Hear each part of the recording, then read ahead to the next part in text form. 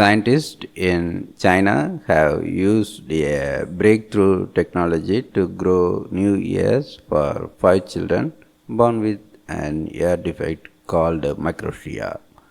Cartilage-forming cells were taken from the children's ears and used to grow ear-shaped cartilage.